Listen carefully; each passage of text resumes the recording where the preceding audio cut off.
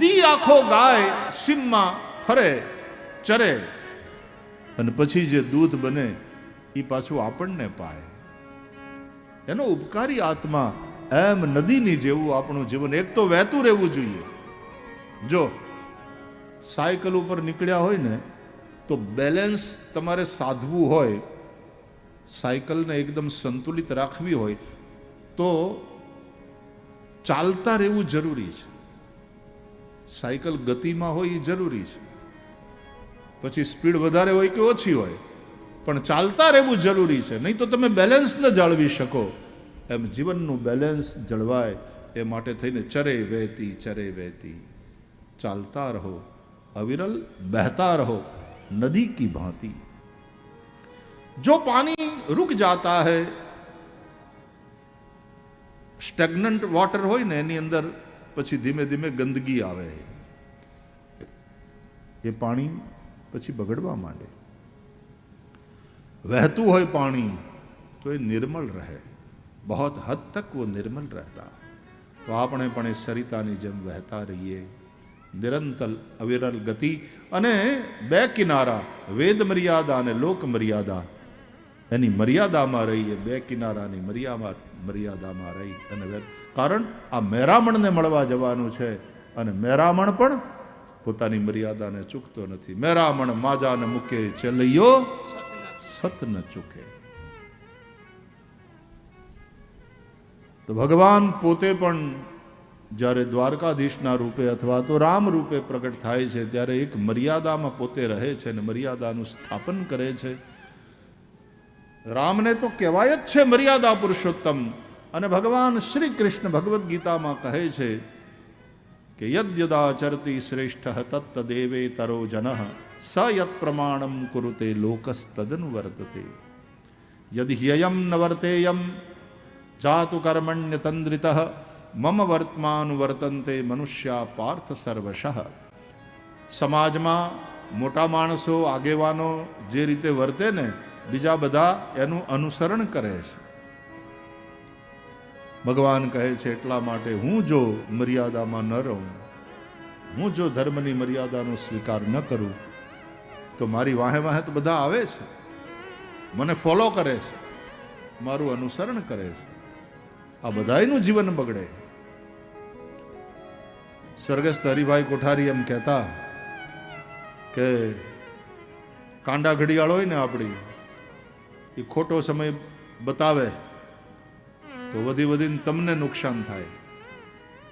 બસ ચૂકી જાઓ, ટ્રેન ચૂકી જાઓ, ફ્લાઇટ ચૂકી જાઓ, કોઈની મુલાકાતનો સમય તમે ચૂકી જાઓ, તમને નુકસાન થાય. પણ શહેરનો જે ટાવર હોય ને એ ઘડિયાળ જો ખોટો સમય બતાવે તો આખા ગામને નુકસાન થાય.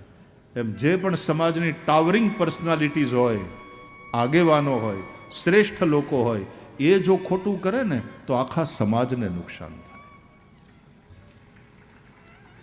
મમ વર્તમાન વર્તન્તે મનુષ્યા પાર્થ સર્વશ. હે પાર્થ, લોકો મને અનુસરે છે, એટલા માટે જો હું આ પ્રમાણે ન વર્તું અને ન રહું તો કેટલાયને નુકસાન થાય. તો ભગવાન પોતે પણ એ મર્યાદાનો સ્વીકાર, શરીર ધારણ કર્યું તો પછી શરીરને એનું સંવરણ પણ કરવું જોઈએ. તો એ મર્યાદા ભગવાને અહીંયા દ્વારકામાં ભગવાન પોતે સ્વધામ પધાર્યા. ઓલા જરા નામના પારધીનું બાણ ખાય અને ભગવાને પોતે પણ આ શરીરને છોડ્યું, અથવા તો લીલા સંવરણ કર્યું, અથવા તો ભગવાન તિરોધાન થયા ભક્તિની ભાષામાં આપણે કહીએ. કારણ કે ભગવાનનો જન્મ અને ભગવાનનું મૃત્યુ તો હોય નહીં, એ તો ભગવાન નિત્ય છે. એટલે ભગવાનનું પ્રાગટ્ય અને ભગવાનનું તિરોધાન થઈ જવું, એ મરી ગયા એમ ન કહેવાય.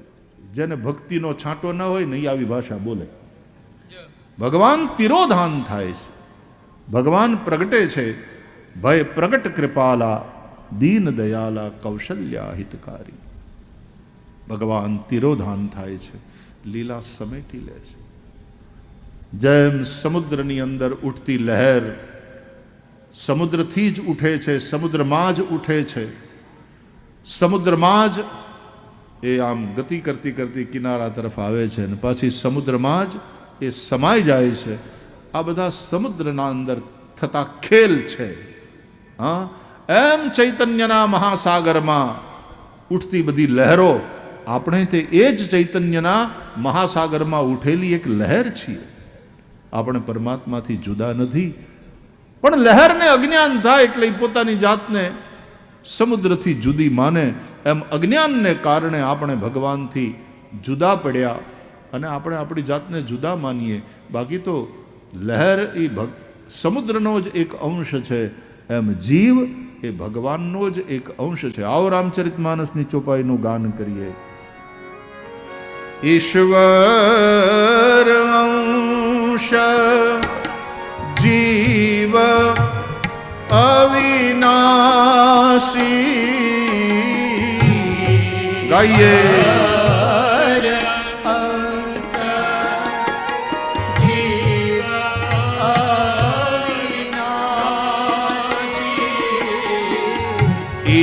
ईश्वर अंश जीव अविनाशी. ईश्वर अंश जीव अविनाशी. चेतन अमल सहज सुख राशि. चेतन अमल सहज सुख राशि. चेतन अमल सहज सुख राशि. चेतन अमल सहज सुख राशि. जीव अविनाशी. जीव अविनाशी. सहज सुख राशि. सहज सुख राशि. जीव अविनाशी. जीव अविनाशी. અને તેથી સમુદ્રમાં જે ગુણ હોય છે, સમુદ્રના પાણીમાં જે ગુણ છે એ જ લહેરમાં પણ છે. એમાં કંઈ ભેદ નથી. હા, ભેદ હોય તો એટલો કે તમે સમુદ્રમાંથી આમ એક લોટો પાણી લઈ લો ને ભરીને, એટલે સમુદ્રના પાણીનો લેબોરેટરી ટેસ્ટ કરાવો અને લોટાના પાણીનો લેબોરેટરી ટેસ્ટ કરાવો, પરિણામ એક જ આવે, રિપોર્ટ એક જ આવે. પણ ભેદ કેટલો?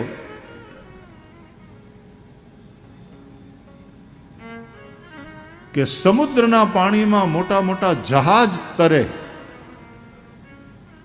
એને તારવાની તાકાત સમુદ્રમાં, અને લોટા પાણીમાં આપણે ડૂબીએ નહીં. આમ ભલે કહેવાય ચુલ્લુ ભર પાણીમાં ડૂબ મરો, એ ખીજાય ને, જેણે નામ બોલ્યું હોય ને એને એમ કહેવાય ઢાંકણી ભર પાણીમાં, ઢાંકણીમાં પાણી લઈને ડૂબી મર, ચુલ્લુ ભર પાણીમાં ડૂબ મરો. બાકી આમ તો એટલા પાણીમાં આપણે ડૂબીએ નહીં. અરે હરખું ભીનું ન થાય, આ તડક્યો હોય ને એમ કે પાણી છાંટો, ફળિયું ભીનું ન થાય લોટા પાણીથી. તો સામર્થ્યમાં ભેદ, સ્વરૂપમાં કોઈ ભેદ નથી. સમુદ્રનું પાણી કે સમુદ્રમાંથી લોટો લઈ અને ભરેલું પાણી, એમાં સ્વરૂપમાં કોઈ ભેદ નથી, પણ એના સામર્થ્યમાં ભેદ છે. એમ ઈશ્વર અને જીવના સ્વરૂપમાં કોઈ ભેદ નથી. જીવો બ્રહ્મૈવના પરઃ. સામર્થ્યમાં ભેદ છે. ભગવાનનું સામર્થ્ય અને એની સામે જીવ અસમર્થ છે. અને એટલા માટે ભગવાનનું શરણું લે છે. તો એ મોજું જન્મ્યું, દરિયામાં મોજું ગુજરી ગયું, એમ જેમ કહેતા નથી. દરિયામાં મોજા ઉઠે છે, દરિયામાં જ એનો ખેલ થાય છે અને દરિયામાં જ પાછા વિલીન થઈ જાય છે. એમાં આપણે બધા એ ચૈતન્યના મહાસાગરની હકીકતમાં લહેર, આપણે બધા મોજા છીએ. આ મોજે દરિયા, આ બધા મોજા છે. એટલે આપણે કાઠિયાવાડમાં બહુ સરસ શબ્દ પ્રયોગ છે કે મોજ કરો. મોજ મારે મોજ મારે એ મોજ મારે રે, આપણે મોજ મારે મોજ મારે મોજ મારે રે. અગમ અગોચર એ જી અલખ ધણીની ખોજ મારે રે, મોજ મારે મોજ મારે, આપણે મોજ મારે રે. અજી અગમ અગોચર આ અલખ ધણીની ખોજમાં રે રે, મોજ મારે મોજ મારે મોજ મારે રે.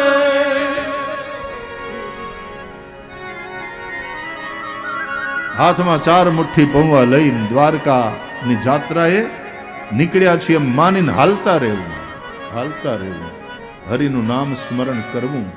ધર્મ અર્થ કામ મોક્ષના સંબંધિત જે કર્મ કર્યા હોય, યત કરોસી યદસ્નાસી યજ્જુહોસી દદાસી યત યત તપસ્યસી કૌંતેય તત કુરુષ્વ મદર્પણમ, આવું ભગવાને કહ્યું છે. એટલે આપણે બધા જ કર્મોનું નિવેદન, કાર્ય નિવેદન ભગવાનને કરવાનું કે પ્રભુ તે મને મોકલ્યો આ સંસારમાં, તો મેં ધર્મને લગતા આટલા કાર્ય કર્યા, અર્થને લગતા આટલા, તને ધ્યાનમાં રાખીને ધર્મપૂર્વક મેં અર્થનું સંપાદન કર્યું, મેં પૈસો કમાણો અને કમાયેલા પૈસામાંથી પાછો આટલો ધર્મ કર્યો. હિસાબ તો આપવો પડે ને, એ માલિક છે અને આપણે માલિક નથી, આપણે મુનિમ છીએ. એટલે હિસાબ આપવો પડે, હિસાબ રાખવો પડે, હિસાબમાં રહેવું પડે, માપે બધું કરવાનું.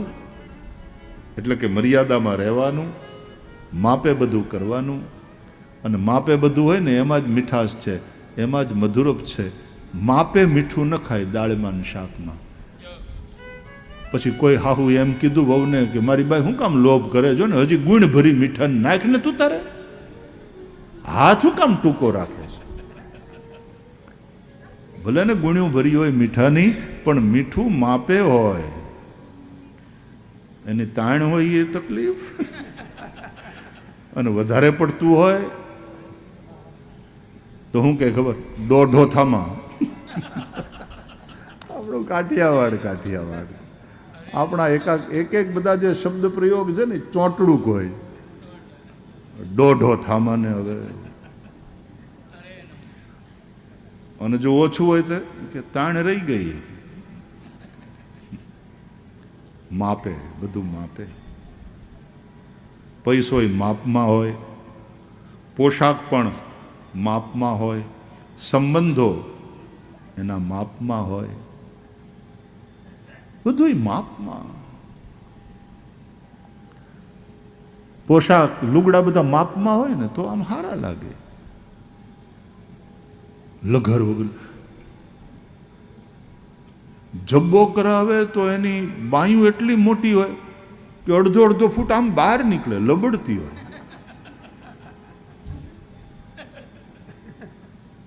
લેંઘાના પાશકા એ આમ એટલા ટૂંકા હોય કે ગોઠણ માંડ ઢકાય, તેને લેંઘો થોડો કહેવાય. એ બધું માપમાં સારું. અને જે દરજીને બરાબર હરખું માપ લઈને પછી માપમાં લુગડા સીવતા આવડે ને, એ દરજી એકદમ પાકો, એક કુશળ. એટલે હું કે એક નૂર આદમીને 1000 નૂર.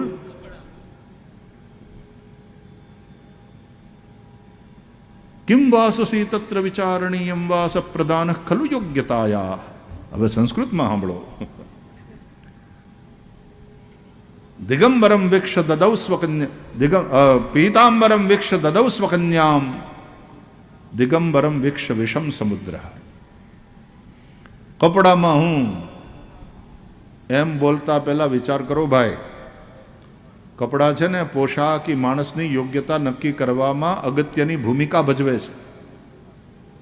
દ્રષ્ટાંત આપું, સુભાષિતકાર કહે છે કે આ સમુદ્ર મંથન થયું ને ત્યારે એમાંથી લક્ષ્મીજી પણ પ્રગટ થયા અને વિષ પણ પ્રગટ થયું.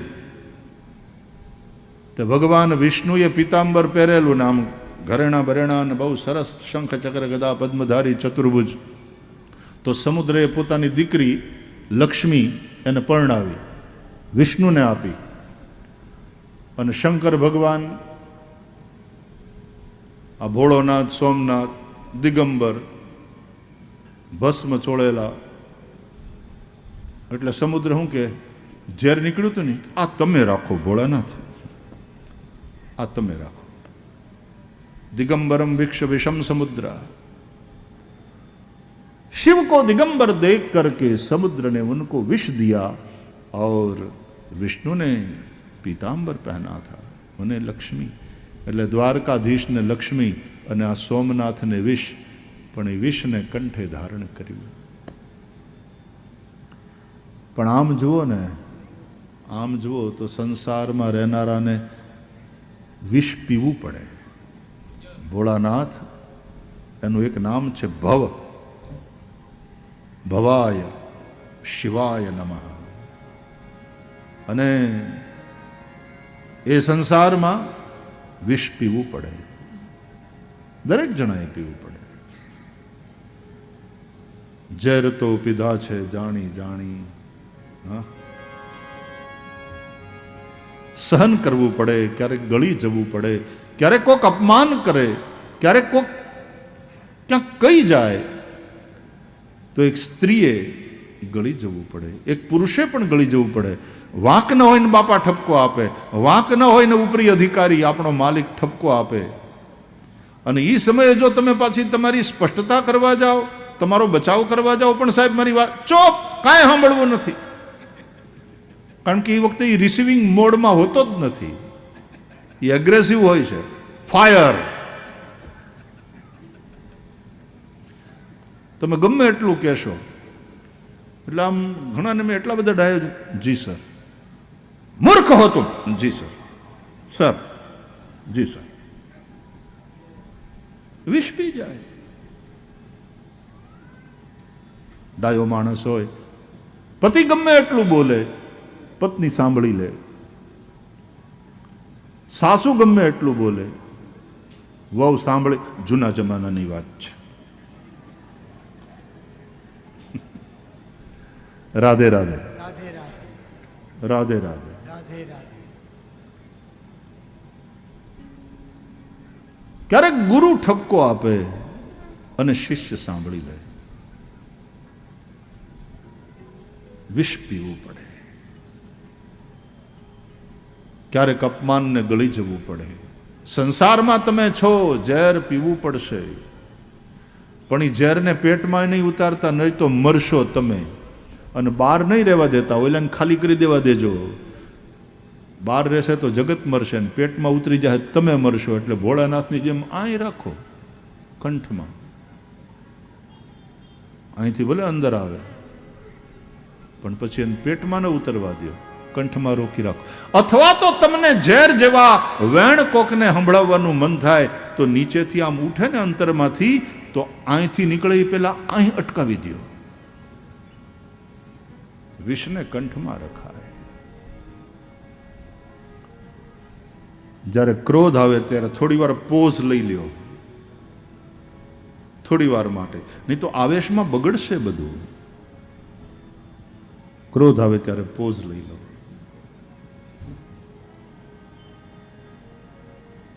અને ભૂલ થાય તો ગલતી સ્વીકારી લો. સોરી, ભૂલ થઈ ગઈ. દેવતાઓની પાસે પણ આપણે છેલ્લે ક્ષમા માગીએ છીએ. અપરાધ સહસ્રાણી ક્રિયંતે અર્નિશમયા દાસોયમિતિ મામ મત્વા ક્ષમસ્વ પરમેશ્વર.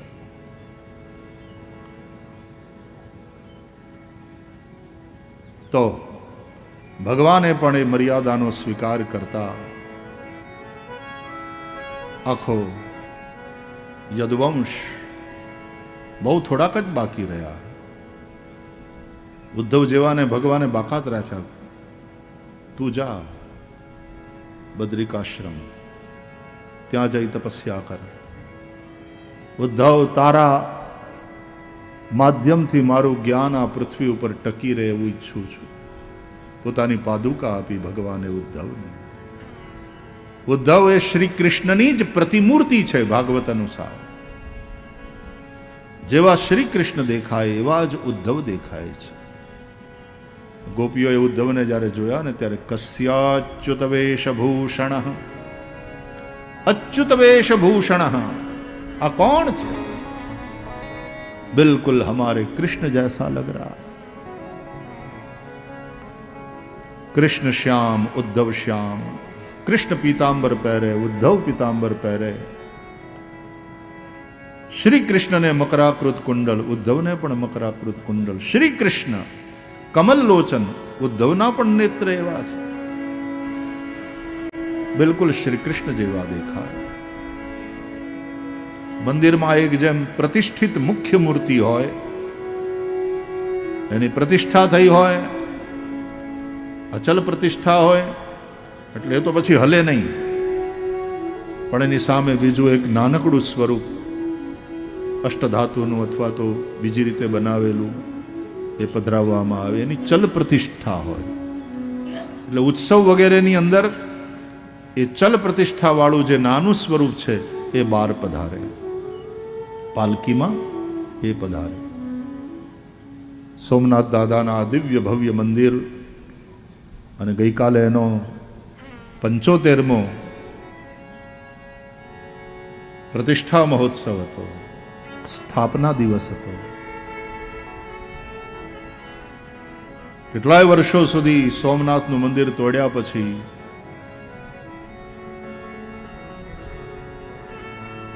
અહલ્યાબાઈ હોલકરે વળી પાછું મંદિર બનાવ્યું કે એ પરંપરા ચાલતી રહેવી.